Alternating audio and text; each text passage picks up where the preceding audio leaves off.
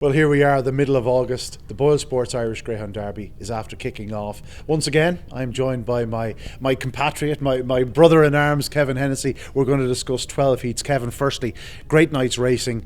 You know, track wasn't flying, performances were good without being sensational, but by all accounts, it was a good start to the Derby. Yeah, look, it was brilliant. Good racing, good high quality racing. Plenty of the big guns stepped up, none more so than the anti-post favourite Explosive Boy, who was brilliant. And I knew when he clocked 29.40 odd that we weren't going to see the spectacular clocks, which, look, it's about performances at the end of the day. So yeah, look, it really whetted the appetite, and can't wait to get stuck in and going forward. Well, we know exactly where we're going to start. We're going to start at the beginning. The first heat, of course, saw a dead heat. Cragganmore and Scooby Princess couldn't be separated, 29.79. It was a strange type of heat, sing-along. Sally ran into Cragganmore off the second bend, lost her challenge there. She faded a little bit. Understandable in her first run back. Frontamani, I'm afraid, stood up on the first bend, stood up on the third bend. Yeah. Something's not quite right with her. But in the end, a tremendous finish. Scooby Princess and Cragganmore battling it out in the closing yards, and they couldn't be separated. Yeah, look, very much so. Cragganmore, a young inexperienced sort. Tonight was only his 9th race, and he showed signs of that inexperience, I suppose, riding a few bumps and stuff like that, but his ability is there in abundance. He was very, very impressive, and 29.79, a real good clock. Scooby Princess, you run out of superlatives for her, don't you?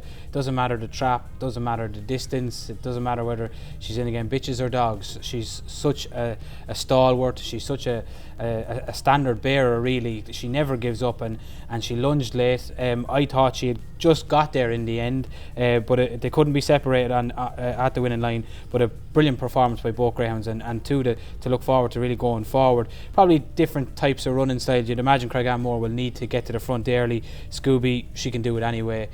She's going to be difficult to knock out of the competition. She ran so well in this last year, and yeah, going forward she's a big player. Frontamani was the disappointment, obviously, with things clearly not right there, but she'll be back to bigger and better things, no doubt. Yeah, no doubt about it. Druppy's Wyatt qualifying in third spot. It seems like a year ago we were arguing over this greyhound. Yeah. You seem to be right. He was a dog that wanted a trip, and here we are. He's staying on stoutly to qualify in third spot. And it looks like Sing-Along Sally will qualify as one of the fastest forts. She'll come on a sight for that run. On to the second heat, and here we saw Explosive Boy, the Derby favourite. To the eye, it didn't look massively impressive, but that was purely down to Stefan's Rocket. You would have seen him in Enniscorthy, much like myself. He was a dog that showed real promise down there. His trapping boots had been lost, hadn't shown any sort of ability at boxes in recent starts, but tonight when he hit the lids, he was always going to make Explosive Boy run. He did. He kept him really honest to that third bend. But what impressed me about Explosive Boy, a dog who, you know, up to his Race of Champions challenge, we were wondering whether 550 yards was going to be his trip.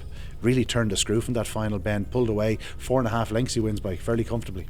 Yeah, I was taken by this race substantially by both of the dogs you've mentioned.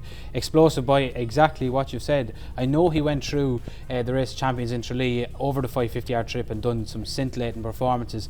On a colder, slower track tonight, I said, let's see now, is the 550 exactly what he wants? And the way he kicked off the last bend. Now, I would give Stefan's Rocket the benefit of the doubt, probably needing the run, talking to Shea afterwards. He expects him to come on. He expects him to improve for fitness.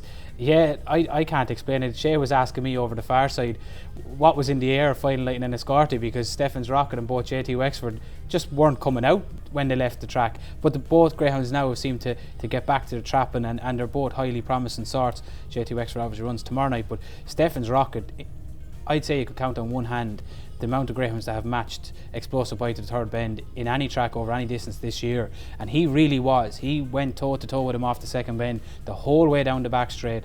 A massive player at a huge price, Stefan's Rocket, I'd say. If he comes on stamina wise and can keep going to the corner like that and trapping the way he did tonight, he could be a big player at a big price. Yeah, I spoke to Shea before racing. I think the longer run to the corner could be the key to him as well. He does have lovely early speed. As we saw tonight, any dog that challenges Explosive Boy into the corner off that start tonight, both of them made, can really run to a corner. We have to mention Eden Curra Bray did qualify in third. He was second in the Tipperary Cup last weekend. Good to see him qualifying. It wasn't meant to be for Ballymac Cooper. I don't know know if it was his swan song tonight, but Liam did intimate that he's coming towards the end of his career.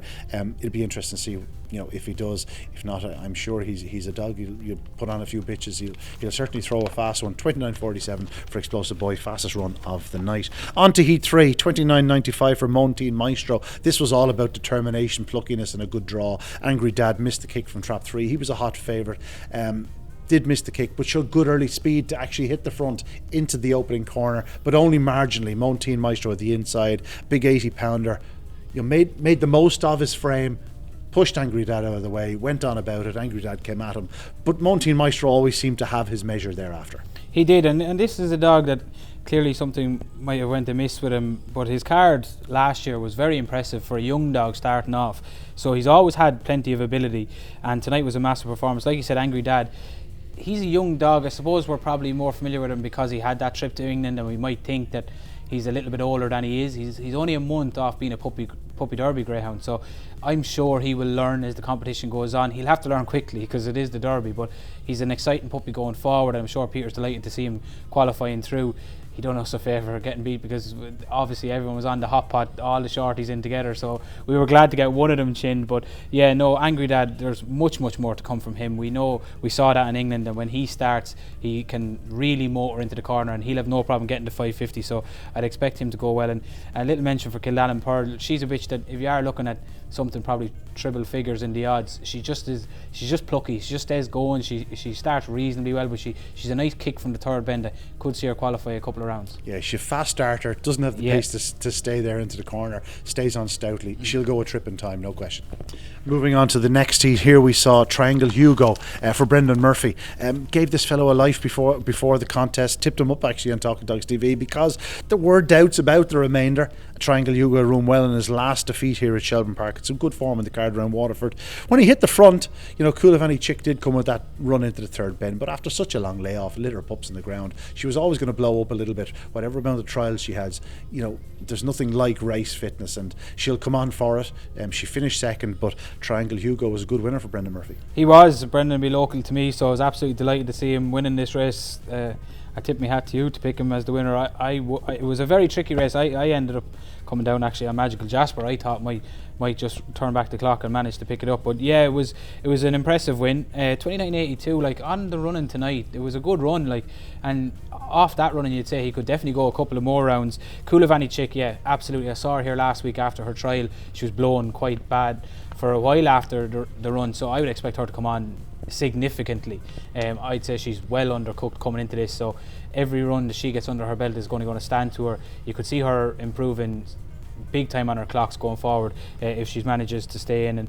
And Cash Return, you know what you get with him. He starts pretty well, like what you were saying about the Killallen Pearl bitch. He starts pretty well, maybe lacks it to the bend, but he's a good kick coming home as well. So Brendan Mansell will be hoping he can go a few rounds. Yeah, Brendan's already tried him over the 6 bends. That might be an option again in the future, although he didn't seem to stay at that night here. Magical Jasper was fourth. Not sure how the fourth place finishers. I haven't had time to really look through them. There's been enough happening. On to Heat 5 here. Ballymac Wild.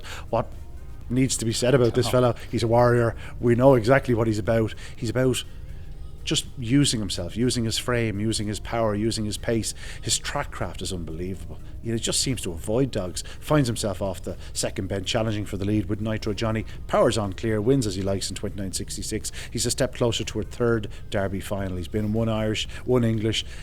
He's been in every final effectively. Yeah. He's just a warrior. He is, and you almost feel bad for calling him the same words every time, but you run out of superlatives for him. I literally have. As a young dog, I had this joker with Shane. Shane was telling me in the unraced in Tralee, I really think like this lad. I think this lad could be special. And I saw him a couple of times down there. I thought he was short early. I remember thinking, I don't know. I don't think he'll make it at the top level. How wrong could anyone be? Because this dog is the epitome of it. It doesn't matter the competition, the track, the country you run him in. He'll be thereabouts when it gets to the end. And he just needs that small gap. Like, he's so intelligent. It's almost like having a jockey on his back. It was the same remote control in the exactly stands. It's unbelievable. The semi-final here, the BoyleSports Champion Stakes, was a telltale example. Going into the corner, he checked himself, the gap opened, boom, gone. And it was similar again tonight. Just takes that opportunity as soon as it opens. And he doesn't need a big opportunity, the smallest hole, and he'll go straight through. And he was brilliant again tonight. A dog in this race, I'm not sure on the 4th place finishes, but I do want to make a mention for Night Tornado. I know he won here last week. It still didn't blow me away. I thought the clock could have been a bit quicker. But I thought he'd done absolutely everything wrong tonight. He missed the break, he got trouble, he was gone for me. I thought he'd finished last, but he stuck at it. Now I would think he'll qualify as a fastest 4th, and if he does, he could come back somewhere near his best. He'll have to improve again, but if he does, we're all waiting. We're all waiting for that little sign. I think tonight was even better than last week. I really do. Last week I thought it was a step forward. Tonight I thought it was a significant one, because we know what he can do when he gets to the front. Tonight everything went wrong. I thought he'd fold. He didn't, and he really stuck at it gamely. So he's one I'll be keeping a close eye on going forward. We have to mention BoyleSports King in second spot.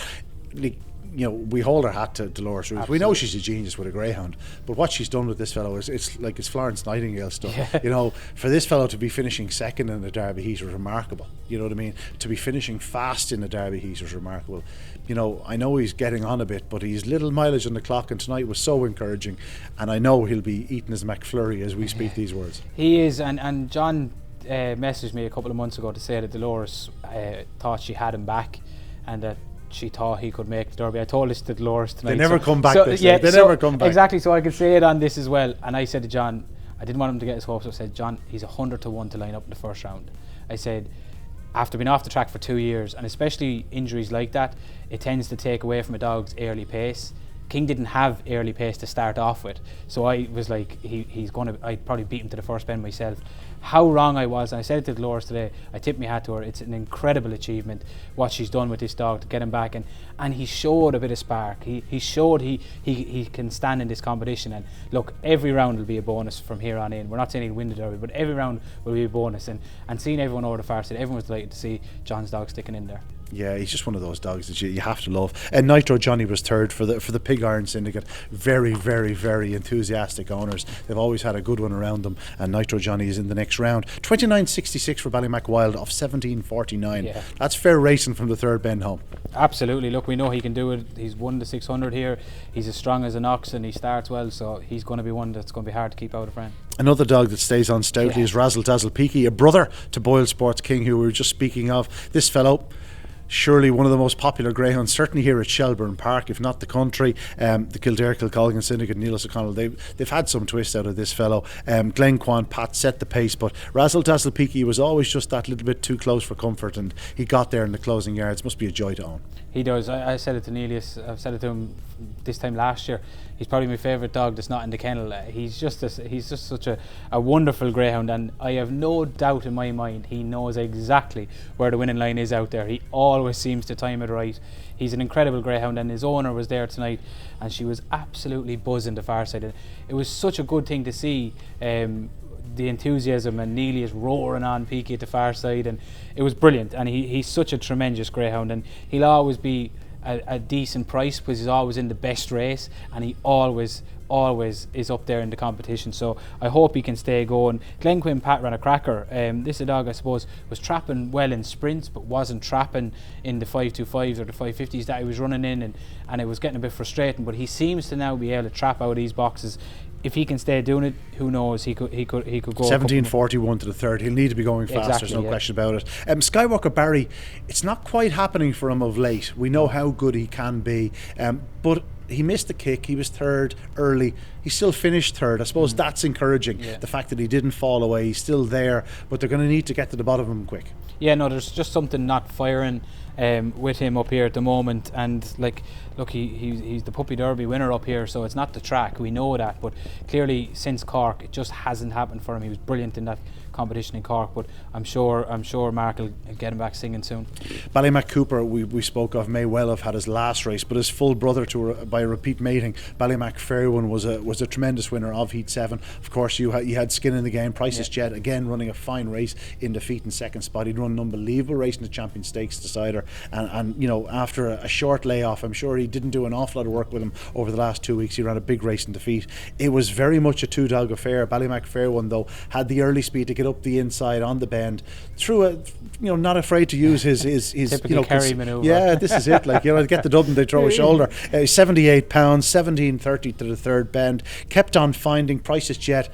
He always looks for the inside when it looks like it's going to come. It didn't come off the last bend. He had to change sides again, but ran a big race in the features. Just happy to be in the next round. Ballymac Fair won a second winner for Liam Dowling. He's had 11 starts now. The world is still his oyster. He could be anything. Yeah, very much so. And I think Liam and Shane going home tonight will be absolutely over the moon, purely because since he come back from England, it didn't go to plan here in the Champion Stakes. His trial, the section is not there, but if he didn't miss the break, he'd be a little bit concerned about the 30.04. But tonight was the dog we saw in England, and we saw before he went over there, much sharper at the boxes, went up, used his weight, used his position on the corner. He had the inside line, he took the corner, gave Corky a nudge, and he was away.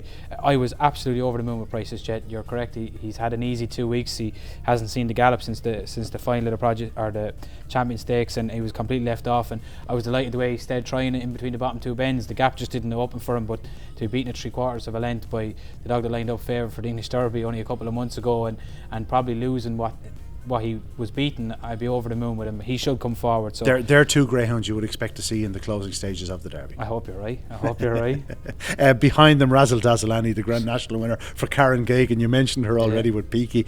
She was equally happy with Annie, how she ran. Billy's Diva. There's no question. I know she won the Shelley Fennelly down in Cork. Yeah. I don't think she's running quite as well as she was very much earlier in the season.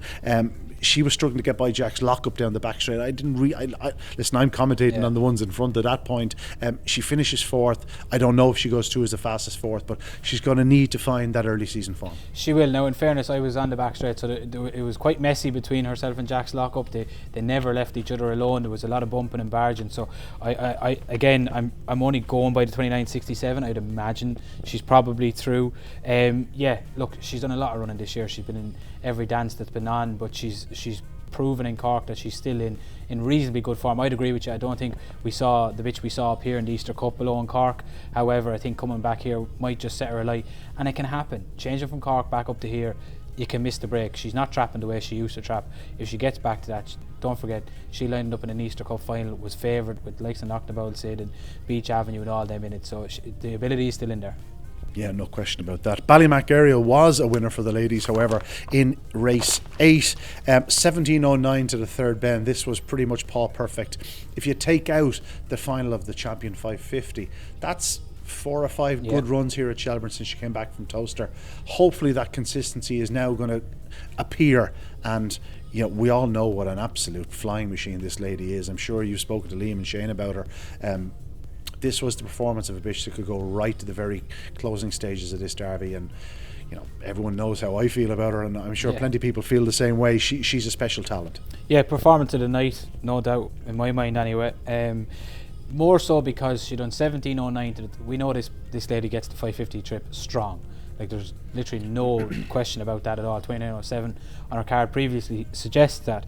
17.09 to the third bend. If she keeps doing 17.09 to the third bend, there's not many going to finish ahead of her. Yeah, as we were talking about, a slow enough track tonight. 17.09 equates to some of the best runs from last year's Derby. Exactly. Okay, obviously take out New Win Taylor and Pastana, but of the rest, if they were doing it on fast track, 17.09 tonight is sensational. I remember BoyleSports Extra, I think, doing 17.10 and 29.24, and that's where I was coming back to with this one, because she gets the 550 strong. From the last bend, she walked home. I'm putting that down to they gave her an easy time of it. Yeah, she's been off for a month at this stage. She will come back. She will get stronger. Have no fear about that. Ariel's biggest thing has always been getting from A to B, as in from the traps to the first bend. If she keeps doing the 344s or 340, anywhere near that, she's the one that they'll all have to keep an eye on, because I think for overall raw ability, she's probably the best in the competition. So, and that's debatable, but in my opinion, I think she's there. She matches any of them. But yeah, absolutely delighted with her. For me, the best performance of the night. Deirdre Sidney was second. I thought it was an encouraging run. He missed the kick. I have a feeling there's plenty left in the locker with this fella. I don't think Pat has done an awful lot with him. Again, we know exactly what he's about. He stays ties to the fence. He saves that ground. He goes second.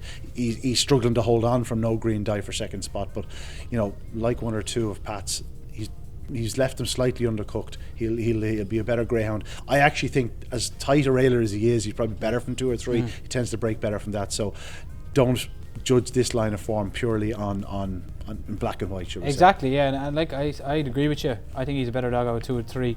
I think he traps better out of it. But as I was saying this to Damien the other day when we were looking at pricing up events, as much and all as he's a tight railer, tell me the last time he's hampered himself by going across. He doesn't. He hampers other dogs, which gives him a better chance. So, and again, he's another one. Started out young in his career. If he got into the position he was in tonight, the chances are he didn't qualify. Chances are he didn't plug away, find gaps, battle on, and he really did that tonight because he got stuck in the ground coming out of the boxes. He didn't trap the way he can. Really gallant effort by him, and he's a dog I've got great admiration for. He seems to get better with age, and I think if Pat strips him fitter, which I heard him mentioning over beyond the far side, he's one definitely to keep a close eye on. No Green Die was third. There's not an awful lot of him, but he's a very fast greyhound for Laura Earl and Sean Murphy. Really did catch the eye tonight, finishing fast. He's a dog that just couldn't, be no shock if he was in the third round and hoping for a place in the quarters. Yeah, we say it every year. There's going to be 3 or 4 of them that just plug away under the radar. We give him a mention here every week, and every week they keep coming back. So No Green Die would fit perfectly in that category. Yeah, Sizzler was fourth. I'm not sure about the qualification there, but he wasn't that far away, so I assume he probably does get through.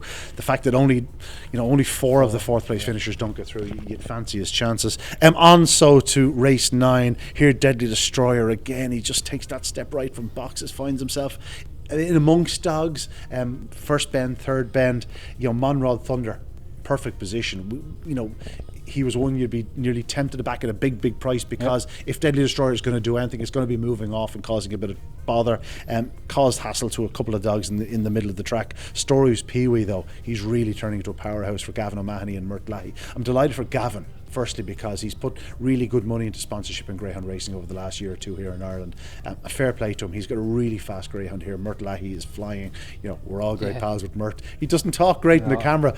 It's funny, when he's off camera you can't shut him up. He's a chicken. But here's Stories Pee-wee. Got turned sideways on the opening corner. He's 4th or 5th into the back. He takes off into the third bend. When he drove it, there was only going to be one winner. We knew exactly what he was going to do. Swing with wide and power up the home straight. How far can he go? Well, it's funny because a month ago I said it to Murty. I said that Stories Pee-wee when he was running in the I think it was the Puppy 550, the Champion 550. I said to Murty, I think you have the second Beach Avenue potentially, and that was him. But he's actually going up to the bend a lot better now. Like last week, it was more impressive than tonight, so he can go up a little bit quicker. Last week it was a race where there was no early. Tonight there was early in the race. And he was still thereabouts. Now, like you said, he was lucky to keep his 4 legs underneath him with the slap he took at the bend, and I'd imagine he had to be slightly winded and stuff. But he's an incredible greyhound from halfway. He really is. In my opinion, he does remind me of the Beach in that way. You're never out of it, and he'd just be such a great dog to be in the first 3. Like, how are you going to keep him out of the first 3 most nights? So, I think he's a dog. If you're looking at the anti-post market and you haven't had a flutter yet and you're looking for something at a bit of value, I would not put you anywhere off him. You will get a run every single night with this lad. He's so consistent, he's so strong, and like you said, for Gavin, who's been brilliant for the greyhound game, and also for Murty Lahey, who's one of the most well-liked characters in the game. Pity he's a bit of a coward on camera, but other than that. And Monrod Thunder, a young dog with only a handful of races. He showed lovely pace to the corner. I'd say Larry O'Rourke taught down the back straight. I have a winner here. He he did get his winner later on, though. We'll talk that about him. Deadly Destroyer was 30. He lives to fight another day. He's a fast greyhound. You'd just be looking at him tonight going, God, you want him in 3 or 4, don't you? That's the problem. Yeah, he's just a little bit. He's just running awkwardly at the moment. Like I don't think it's anything maliciously. He's just getting in the way. Like, it's unfortunate for Roxholm Sheik, like, who comes over. Fair play to the Keatleys for sending him over. Martin Lanny obviously has him. Missed the break, got trouble everywhere, runs into Deadly Destroyer. The two of them bump and barge everywhere. But look, Deadly Destroyer is far better than this. Like, he was almost odds on in the Champion Stakes final. That's the level of ability he has.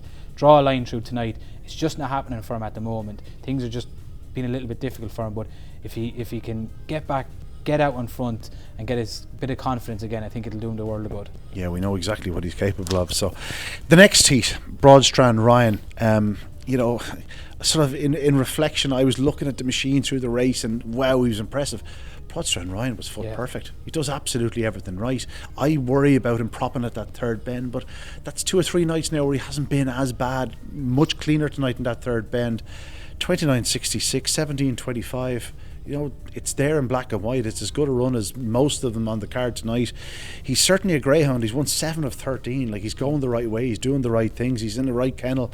Fast greyhound, could easily be involved in September. Hugely, and you talk about that record, 7 of 13. He started off in the juvenile in Tralee. He was doing 28-20s up down there, then he comes up here. You know what grade he's going to be in. Looked like a real stayer down Tralee. He was powering home, whereas tonight and every night in Shelbourne Park he seems to be hitting the lids, but then he keeps on rolling. Like, he's 3 lengths in front off the last bend, wins 3 lengths. He's still 3 clear of the machine up into the escape. Yeah, no, absolutely, and 3:38. I think that's the best section of the whole first round or first night here. But yeah, like you said, he's been running in elite company since day one. The juvenile in Tralee, then he comes up here with 28-20 on his carriage. You know he's going to be in the best race on the Saturday night, and he's almost better than 50% strike rate. A fantastic greyhound in the right hands. He's definitely running the third bend better. He's definitely approaching it. He's not doing the propping. He didn't prop tonight. But even it'd be interesting to see if he's in company. Yeah, and just coming off the last bend, I thought he just seemed to lose a length just before the last bend, and then because the machine was flying at him, and then when they straightened up, the gap stopped closing. Like, once he got going in a straight line again, I think in a straight line, I don't think there's many quicker than him. He'll stay 600 yards. Absolutely, you're not going to pick him up if he keeps doing 3:38. I do think I know he won tonight out with 3, probably a lack of outstanding early pace inside him in the race, but given the fact he done 3:38, I don't think there was many going to go to him. But I do think this dog, again, the fence is a different beast. Once he gets the fence, he will edge across every night. Jazz Toes was in trap 1. He has good early speed. He did still clear him. The machine, not for the first time in his career, dives inwards at boxes, finds traffic as he runs into 2 Skywalker Silla, has to check his stride, gather himself, comes around the outside.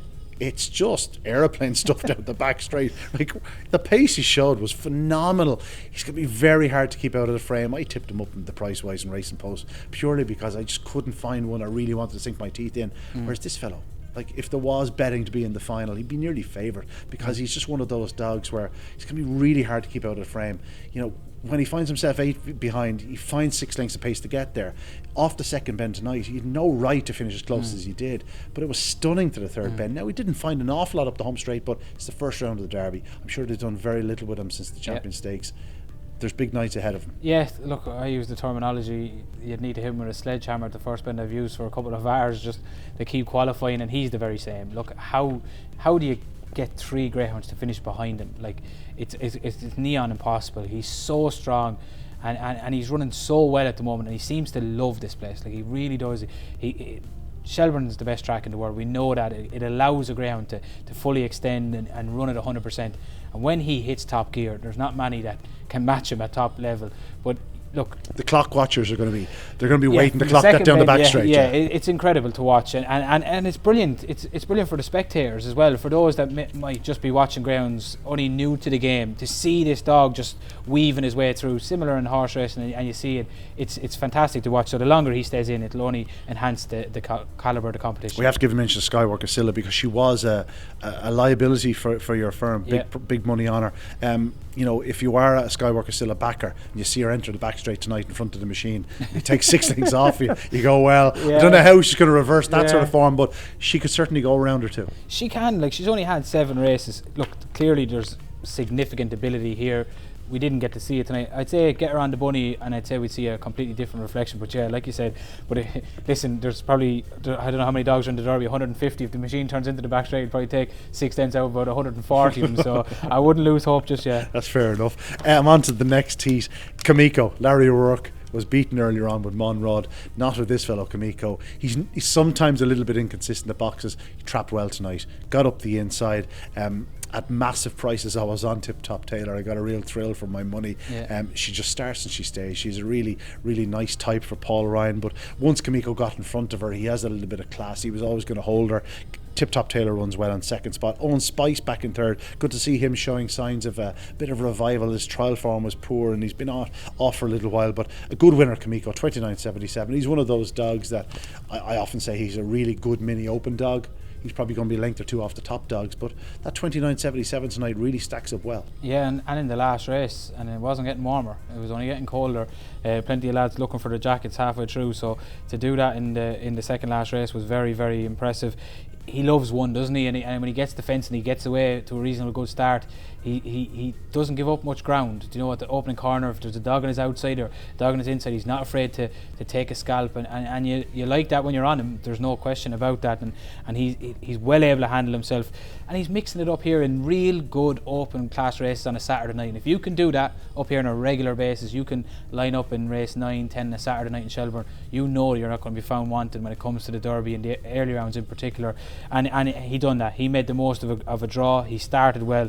It was over at the first bend. As soon as he got to the front, it was game over. Tip Top Taylor, she ran a blinder. She's some real nice form here in the 5.75s. You knew she was going to stick to the task gallantly. Made a lovely manoeuvre on the corner just to hold off Zoom and then dive in around a real good track craft. And she'll need all of that to keep going through the competition as it gets a little bit tougher. But yeah, you'll be delighted with her. And Owen Spice, he's been around a while. Yeah, his trial was quite poor, but definitely a step in the right direction tonight. Yeah, Zoom was back and forth. Again, he'd be unlucky not to qualify, but he's going to need to hit the lids. He's not showing the same level of early. I know he was struggling to get around the bitch into the corner, but he's just not showing quite the same zip that he once had. Yeah, and I think Murty's probably struggling to position him. You know, he's had him wide and then he's had him middle and he's back to wide.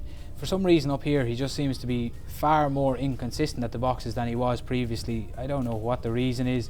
Murty will try and figure it out, but like when he does things right, he's an exceptionally gifted greyhound, and he'll have a huge career ahead of him. I've no doubt about that. He'll win plenty of races, and he is up to Derby level. There's no question about that.